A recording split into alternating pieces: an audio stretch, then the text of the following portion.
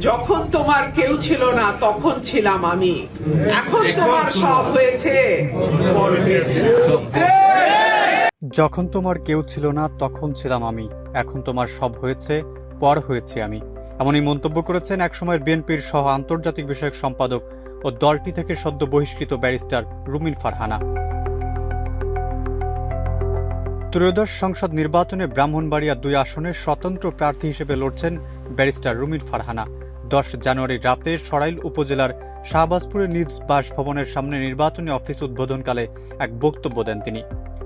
বক্তব্যে তিনি বলেন, ৯০-এর গণঅভ্যুত্থান এবং ২৪-এর গণঅভ্যুত্থান সবই সাধারণ মানুষের রক্ত দিয়ে তৈরি। ২৪-এর ৫ আগস্ট রাজপথের সাধারণ মানুষ আমার বাইরে আমার দলের আর কোনো নেতাকে দেখেনি। তাই বলি, যখন তোমার কেউ ছিল না তখন ছিলাম আমি, এখন তোমার সব হয়েছে, পর হয়েছে আমি। রুমিন ফারহানা বলেন, আমি কোনো দলের, কোনো গোষ্ঠীর বা কোনো স্বার্থান্বেষী মহলের আপন নই, কারণ আমি আমার মাটির মানুষের আপন। তাদের মুখের দিকে তাকিয়েই আমি জীবনকে বাজি ধরেছি। Bashundhara public school and college ২০২৬ শিক্ষাবর্ষে ভর্তি চলছে।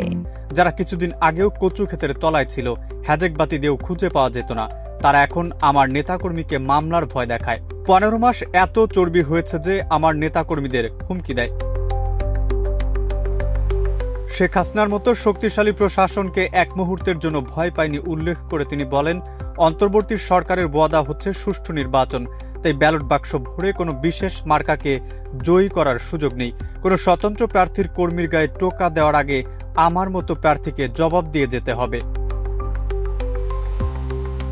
জনগণ আমার পাশে আছে বলেই শত প্রতিকূলতার মাঝে নির্বাচনে দাঁড়ানোর সাহস পেয়েছি উল্লেখ করে ব্যারিস্টার রুমিন ফারহানা বলেন, ৫২-এর ভাষা আন্দোলন কোনো নেতা বা জমিদার করেনি, সেই আন্দোলন করে কিছু ছাত্র ও সাধারণ খেটে খাওয়া মানুষ, যাদের মধ্যে আমার বাবা অন্যতম।